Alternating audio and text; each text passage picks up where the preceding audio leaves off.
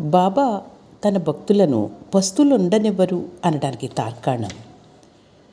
వెంకటనారాయణరాజు గారు ఒక మార్వాడి వద్ద లెక్కలు రాసేవారు. ఒకరోజు బాబా, నీవిక కలం పట్టవద్దు, నా సేవ చేసుకో, అన్నం అదే వస్తుంది అన్నారు. రాజు వెంటనే పని మానేశాడు.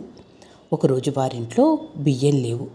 ఆ రోజు ఆ మార్వాడి భార్యకు బాబా పటంలో నుంచి వెంటనే రాజుకు బియ్యం పంపించు అని 3 సార్లు వినిపించి ఆమె వెంటనే బస్తా బియ్యం పంపింది. కానీ రాజుగారు, ఇవి తీసుకోమని సాయి నాతో చెప్పాలి కదా అన్నారు. బాబా తర్వాత అతనిని అలానే ఆజ్ఞాపించారు. మరొక రోజు అతని భార్య బెంగళూరు వెళ్ళారు. ఇంట్లో తినడానికి ఏమీ లేదు. రాజుగారు సాయియే తనకన్నీ ఏర్పాట్లు చేస్తున్నారు కదా అని తలచి దక్షిణం నుండి 10 రూపాయలు తీసుకుపోయారు. వెంటనే బాబా చెంప మీద కొట్టి, నా డబ్బు తీసుకుంటావట్రా అన్నారు. అతడు నివ్వెరపోయి వీధిలోకి వెళ్ళగానే అతని బాల్య స్నేహితుడు కనిపించి బలవంతంగా హోటల్లో భోజనం పెట్టించాడు.